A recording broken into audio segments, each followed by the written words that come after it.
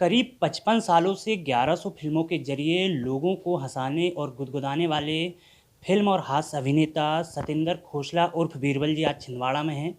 उनसे जानेंगे कि कितना बदलाव इस पर्दे की दुनिया में आया है और अब लोग किस तरीके से पर्दे की दुनिया को देखते हैं और इस फ़िल्म इंडस्ट्री में कितना बदलाव आया है। सर, ईटीवी भारत में आपका बहुत-बहुत स्वागत है। आप छिंदवाड़ा आए हैं। सर, मैं सबसे पहले ये जानना चाहूँगा कि आपका दौर जैसे कि 1963 से आपने शुरुआत की, वो दौर अलग था और उस दौर में कला की काबिलियत होती थी, आप स्ट्रगल करे और चले गए। अब कितना बदलाव इस इंडस्ट्री में आया है? बहुत ज़बरदस्त बदलाव आया है। जब मैं नया-नया आया था, तो इंडस्ट्री में जब मैं काम कर रहा था, जो फ़िल्में बनती थी, उनमें कुछ स्टोरी होती थी, कहानी होती थी और म्यूज़िक भी जो होता था, इंडियन कल्चर का होता था। और आजकल टोटल हम लोग वेस्टर्न हो गए हैं। हमारे ज़माने में हमें माँ-बाप मना करते थे कि आप इंग्लिश पिक्चरें मत देखो, तुम्हारा करैक्टर ख़राब हो जाएगा। और आजकल ये ज़माना आ गया है कि अंग्रेज़ लोग अपने बच्चों से कहते हैं कि आप इंडियन फ़िल्में मत देखो, आपका करैक्टर ख़राब हो जाएगा। ये एक दौर था जब व्यक्ति स्ट्रगल करता था। अगर मान लो कि छिंदवाड़ा की छोटी गलियों से निकल के मुंबई जाना हो तो उसकी कला की कद्र मुंबई में होती थी, भले ही 2 साल 4 साल स्ट्रगल होता था और वो पर्दे पे आता था। अब कहीं ना कहीं मोनोपली और फिल्मों में भी जैसे राजनीति में परिवारवाद आ गया कि पिताजी एक्टर है तो बेटा एक्टर है, फिर पोता एक्टर है, तो कहीं ना कहीं कला की अब फिल्म इंडस्ट्री में मजबूत पकड़ नहीं बची है। क्या ऐसा कहीं लगता है आपको? अभी जो कला है, कला कम है, ऐसा लगता है कि पहलवानों की इंडस्ट्री है।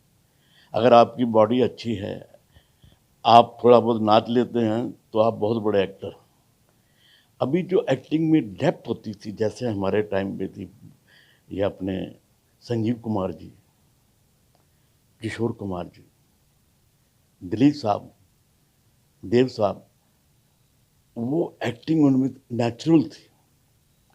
और आजकल जो है शोमैनशिप हो गई है, नंगापन आ गया है, जिससे हमारे बच्चों का करैक्टर खराब हो रहा है। पहले ए- पहले जो था, पहले का दौर जो था, हम लोग जो फिल्मों में काम करते थे, ऐसा लगता है कि एक फैमिली में काम कर रहे हैं।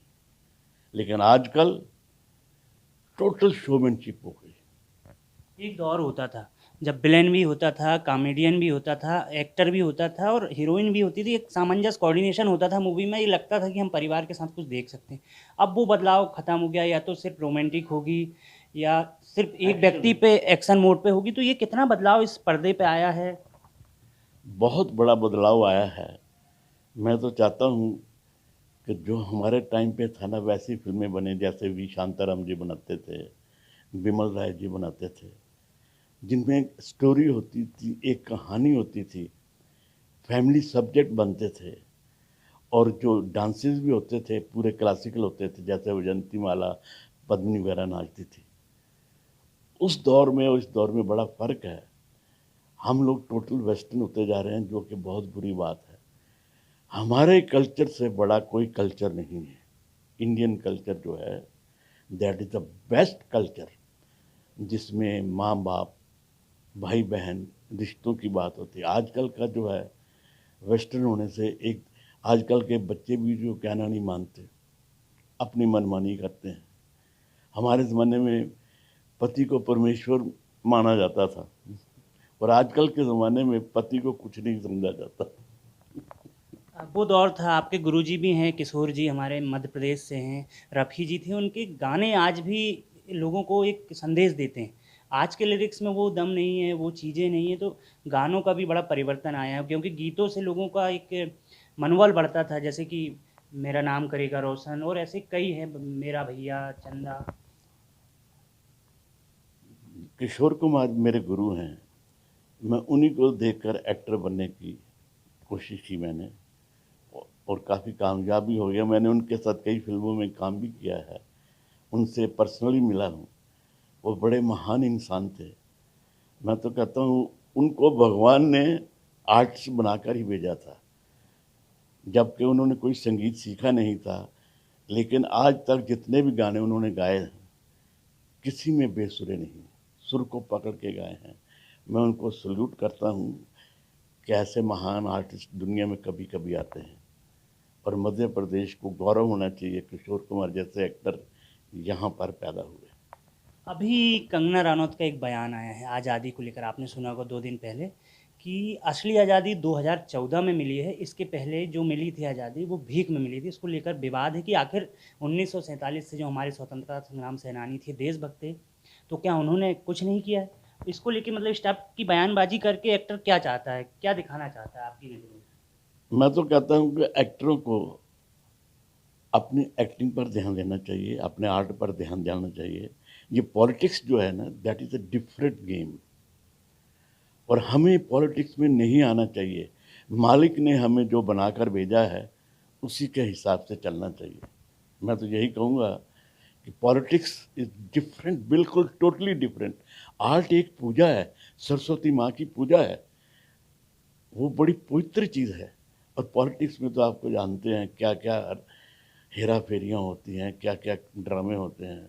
मैं तो चाहता हूँ कि हम आर्टिस्टों को अपने आर्ट के अंदर ही रहना चाहिए और उसी में अपना विकास करना चाहिए। ईटीवी भारत के दर्शकों को गुदगुदाने के लिए आपके कुछ 1-2 डायलॉग हमारे माध्यम से अगर आप बताएं तो अच्छा लगे।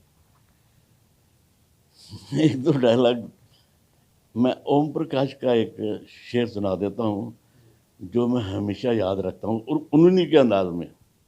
अबे ओ बीरबल, उल्लू के अट्ठे, बहुत दिनों के बाद हम दोनों हुए हैं इकट्ठे। आज मैं तेरे को एक शेर सुनाता हूँ, उसे तू हमेशा याद रखना। ये जिंदगी गमों का एक समुंदर है, ये जिंदगी गमों का एक समुंदर है जिसमें हमें तैर कर जाना है। चाहे कुछ भी क्यों ना हो जाए, हर हाल में मुस्कुराना है।